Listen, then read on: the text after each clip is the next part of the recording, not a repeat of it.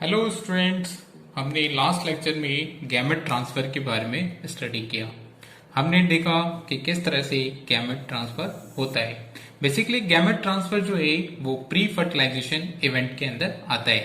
Pre fertilization event में दो process होता है, पहला गैमेटोजेनेसिस, दूसरा गैमेट ट्रांसफर। तो हमने इवेंट इन सेक्सुअल रिप्रोडक्शन के बारे में हम स्टडी कर रहे थे। तो इस इवेंट में तीन प्रोसेस होता है।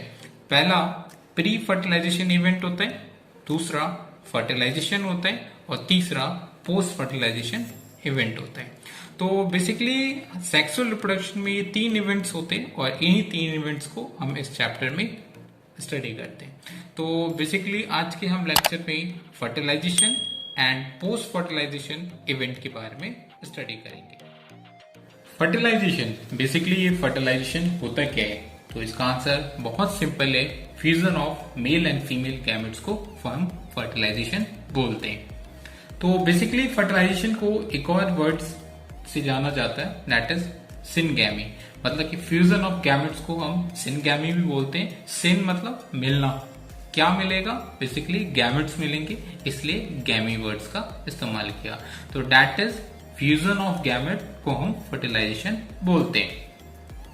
अच्छा, फर्टिलाइजेशन होगा तो फाइनल रिजल्ट क्या होगा? फर्टिलाइजेशन होगा मतलब कि fusion of male and gametes, mail and female gametes जो होंगे वो फ्यूज करेंगे, तो कुछ ना कुछ फाइनल रिजल्ट तो आएगा। बेसिकली फाइनल रिजल्ट जो होता है वो जाइगोट होता है फ्यूजन का। फर्टिलाइजेशन, बेसिकली हमने देखा कि फर्टिलाइजेशन में मेल एंड फीमेल गैमेट्स का फ्यूजन होता है। तो ये जो फ्यूजन है वो कहीं ना कहीं तो टेक प्लेस होगा, ठीक है। तो ये जो फ्यूजन है, बेसिकली फर्टिलाइजेशन जो है वो दो तरीके से हो सकता है। तो basically inside and body of a female that is internal कहलाएगा और outside and body of a female that is external कहलाएगा। तो इस बेसिस पे इंटरनल फर्टिलाइजेशन, दूसरा एक्सटर्नल फर्टिलाइजेशन होगा। तो हमें वर्ड से ही क्लियर है कि internal inside and body of an female, external outside the body of a female. तो बेसिकली आउटसाइड जो है वो कहाँ होगा? उसके लिए तो कोई मीडियम होना चाहिए, तो एयर तो नहीं हो सकता। तो सेकेंड मीडियम जो है वो वाटर है, एक्सटर्नल मीडियम मतलब कि वाटर में फर्टिलाइजेशन टेक प्लेस होगा। तो outside the body of an organism, ये वाटर में मेल एंड फीमेल गैमेट्स जो होंगे वो रिलीज आउट होंगे और रिलीज आउट होने के बाद वाटर में फर्टिलाइजेशन टेक प्लेस होगा। उसी तरह से इंटरनल फर्टिलाइजेशन में जो मेल गैमेट्स है उसको फीमेल की बॉडी के अंदर इंसेमिनेट करना पड़ेगा, मतलब पहुंचाना पड़ेगा मेल गैमेट को फीमेल बॉडी के अंदर। तो बेसिकली फीमेल बॉडी में एक जो होगा वो फॉर्म होगा और तो वहां तैयार रहेगा। मेल गैमेट जैसे ही पहुंचेगा तो फिर फ्यूजन हो जाएगा और दैट इज फ्यूजन को हम सिनगैमी भी बोलते हैं। तो internal fertilization, syngamy inside the body of an organism, egg is form inside the female body के अंदर फॉर्म होगा और मेल गैमेट को इंसेमिनेट करना पड़ेगा within the female. Okay. External fertilization के केस में जो है वो गैमेट जो है वो external medium that is water, जो कि मोस्ट सुटेबल है, वहां रिलीज आउट होगा। वहां release mail and female gamete release out होगा और बेसिकली दोनों मेल एंड फीमेल गैमेट के रिलीज आउट होने के लिए सिंक्रोनी का होना बहुत जरूरी है। मतलब कि मेल एंड फीमेल गैमेट जो है वो एक ही साथ रिलीज आउट होना चाहिए। जैसे कि हम बोनी फिशेस के अंदर देखते हैं, बोनी फिशेस में basically mail and female gamete जो है वो वाटर में एक ही साथ रिलीज होता है ताकि फर्टिलाइजेशन हो सके, अदरवाइज फर्टिलाइजेशन नहीं हो पाएगा। फ्लो आउट हो जाएंगे स्ट्रीम के साथ, वाटर में इधर उधर गैमेट्स मूव कर जाएगा। तो इन एनिमल्स के केस में जिनके अंदर एक्सटर्नल फर्टिलाइजेशन होता है उनमें सिंक्रोनी देखने को मिलता है। इन्होंने कुछ ऐसे मैकेनिज्म डेवलप किए जिसकी वजह से मेल एंड फीमेल गैमेट एक ही साथ एक ही टाइम में रिलीज आउट होता है ताकि फर्टिलाइजेशन के चांसेस को इंक्रीज किया जा सके। तो इन केसेस के अंदर बेसिकली जो गैमेट रिलीज आउट होते हैं, बेसिकली वो लार्ज नंबर में गैमेट्स रिलीज आउट होते हैं ताकि फर्टिलाइजेशन के रेट को इंक्रीज किया जा सके। इंटरनल फर्टिलाइजेशन जो है वो हमें टेरेस्ट्रियल के केस में देखने को मिलता है, जबकि एक्सटर्नल फर्टिलाइजेशन जो है वो हमें एक्वाटिक के केस में देखने को मिलता है। मतलब कि टेरेस्ट्रियल पे जो एनिमल्स, जो भी प्लांट्स रहेगा वो इंटरनल फर्टिलाइजेशन को शो करता है। एक्सटर्नल फर्टिलाइजेशन जो है वो प्लांट्स और जो भी एक्वाटिक्स एनिमल्स है उनके अंदर देखने को मिलता है। टेरेस्ट्रियल एनिमल्स जैसे कि रेप्टाइल्स हो गए, बर्ड्स हो गया, मैमल्स हो गए, इनके अंदर इंटरनल फर्टिलाइजेशन होता है। उसी तरह से प्लांट्स हो गए जैसे कि ब्रायोफाइटा हो गया, टेरिडोफाइटा हो गया, जिम्नोस्पर्म हो गए, एंजियोस्पर्म हो गए, इनके अंदर इंटरनल फर्टिलाइजेशन देखने को मिलता है। एक्सटर्नल फर्टिलाइजेशन जो है वो एम्फीबियंस के केस में देखने को मिलता है, दैट इज जैसे कि फ्रॉग है, उसके अंदर एक्सटर्नल फर्टिलाइजेशन देखने को मिलता है। फिशेस में बोनी फिशेस हैं जिनके अंदर एक्सटर्नल फर्टिलाइजेशन देखने को मिलता है। उसी तरह से सैल्मन, कॉड एंड ट्रॉट, इन सब के अंदर एक्सटर्नल फर्टिलाइजेशन देखने को मिलता है। इंटरनल फर्टिलाइजेशन में जो मेल गैमेट्स होते हैं वो मोटाइल होते हैं और फीमेल गैमेट्स जो होते हैं वो नॉन मोटाइल्स होते हैं। और नंबर्स की बात करें तो मेल गैमेट्स के नंबर काफी ज्यादा हायर होते हैं as compare to female gametes से। ह्यूमन का एग्जांपल ले तो बेसिकली इसके अंदर इंटरनल फर्टिलाइजेशन टेक प्लेस होता है जिसमें मेल गैमेट जो है वो बहुत लार्ज नंबर में प्रोड्यूस आउट होते हैं और जो एग है वो ओनली 1 होता है। तो इसके अंदर इंटरनल फर्टिलाइजेशन टेक प्लेस होता है।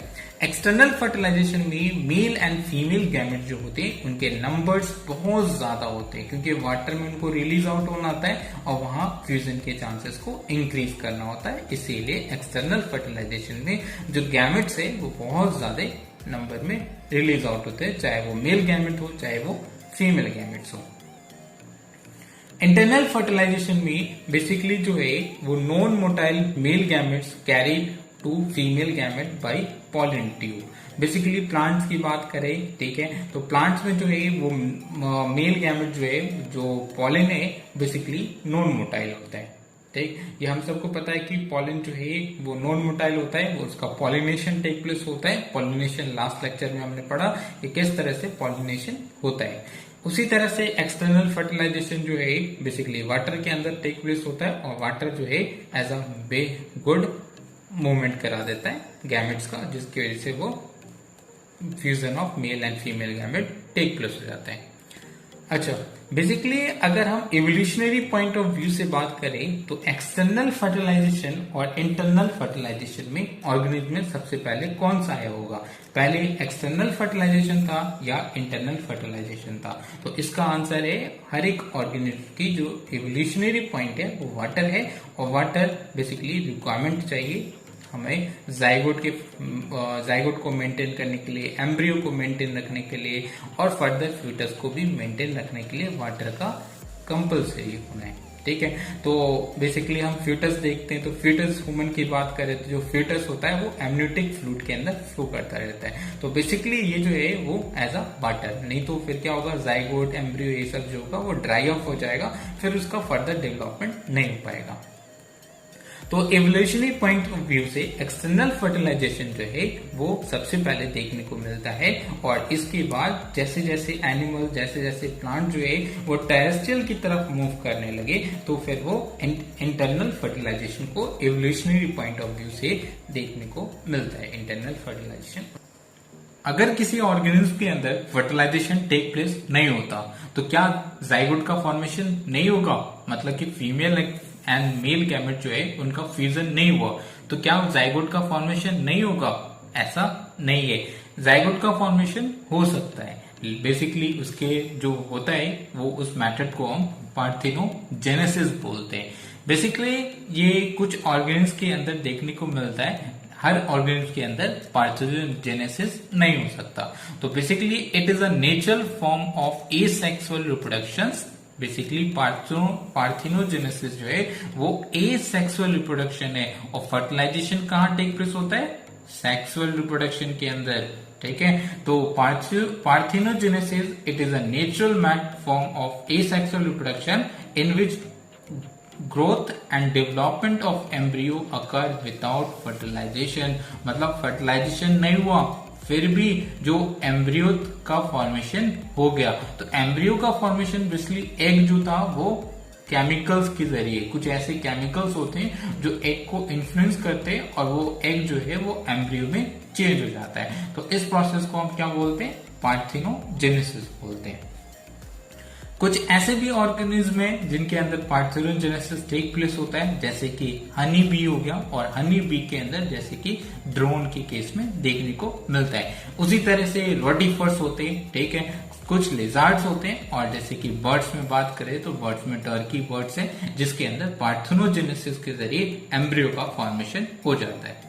It mean that without syngamy development of new organisms can occur. Yes, development of new organisms can occur without fertilization in some organisms. Fertilisation में male and female gamete fuse करते हैं और fusion के जरिए zygote का formation होता है।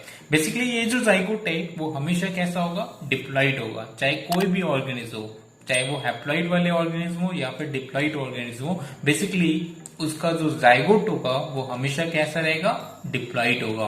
और बेसिकली ये फ्यूजन के जरिए जाइगोट का फॉर्मेशन हुआ है।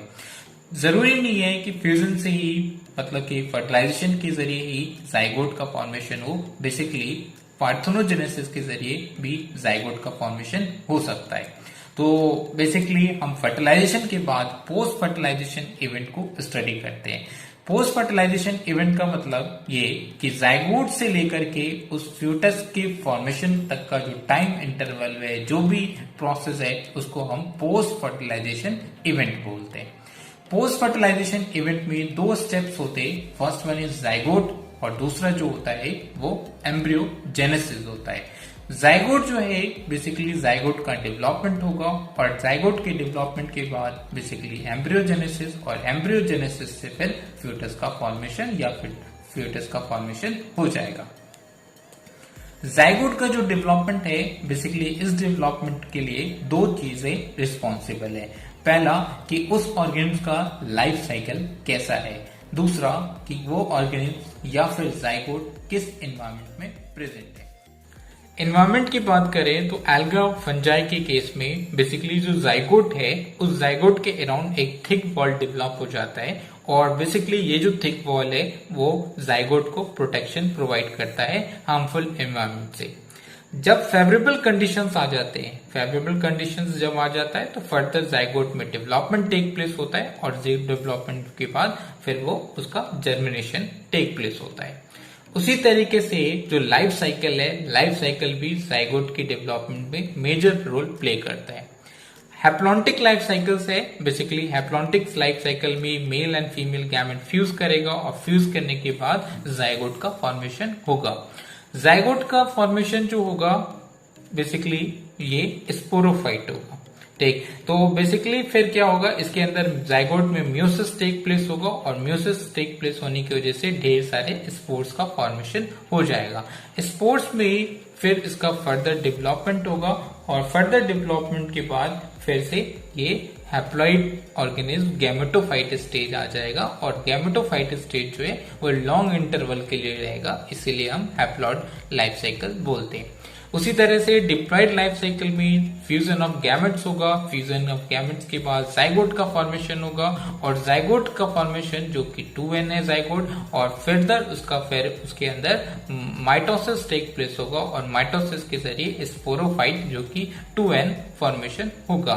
फर्दर उसके अंदर वो जो स्पोरोफाइट है इसका लॉन्ग इंटरवल टाइम होगा लाइफ साइकिल में, तो बेसिकली जो ऑर्गेनिज्म है डिप्लॉइड कंडीशन में स्टे करेगा। हमने haploid life cycle, diploid life cycles को लेक्चर नंबर 7 में डिटेल में स्टडी किया है। तो basically zygote is the vital link between continuity of species between organism of one generation and the next. तो बेसिकली जाइगोट का फॉर्मेशन चाहे वो हैप्लॉइड लाइफ साइकिल शो करे, चाहे डिप्लॉइड लाइफ साइकिल शो करे, चाहे वो haploid diploid life cycle show करे, उसके अंदर जाइगोट का फॉर्मेशन तो होना ही होना है। तो बेसिकली जाइगोट जो है वो सिंगल सेल जाइगोट से हर एक सेक्सुअली रिप्रोड्यूसिंग ऑर्गेनिज्म के जो उसका लाइफ है बेसिकली सिंगल सेल जाइगोट से स्टार्ट होता है। फर्दर अब हम एम्ब्रियो के बारे में पढ़ते हैं कि एम्ब्रियोजेनेसिस कैसे होता है। बेसिकली एम्ब्रियोजेनेसिस का मतलब ये होता है कि एम्ब्रियो का डेवलपमेंट होना, basically process of development of embryo from the zygote से एम्ब्रियो का डेवलपमेंट होना, उसको हम एम्ब्रियोजेनेसिस बोलते हैं। एम्ब्रियोजेनेसिस के अंदर बेसिकली दो चीजें होती हैं।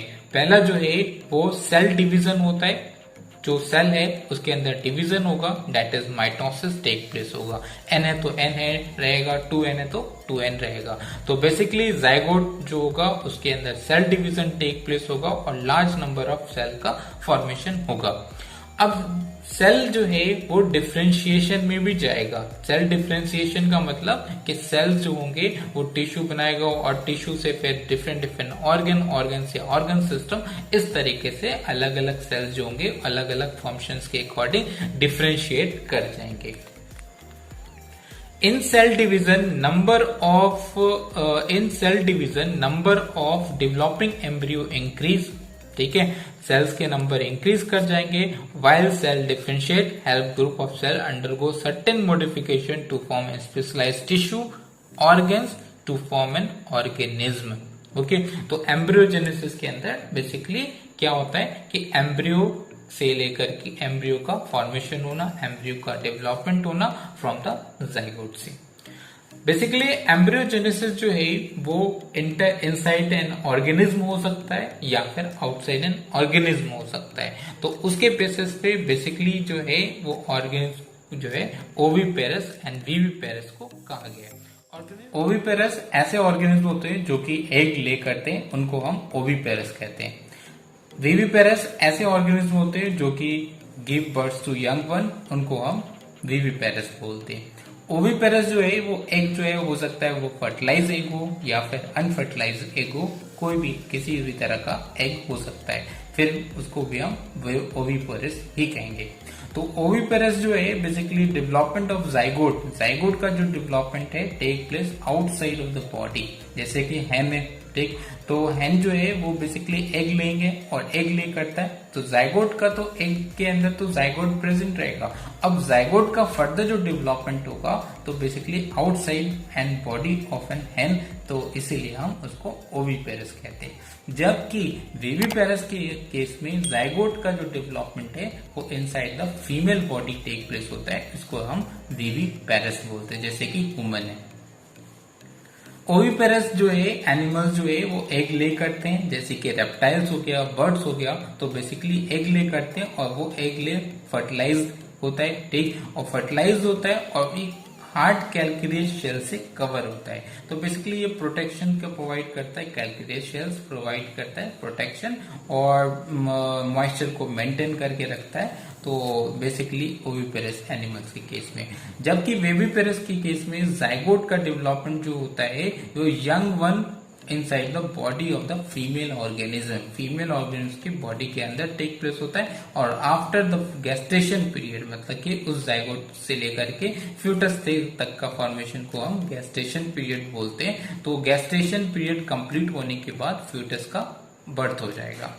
After a period of incubation जो हैचेस आउट होंगे और after the period of gestation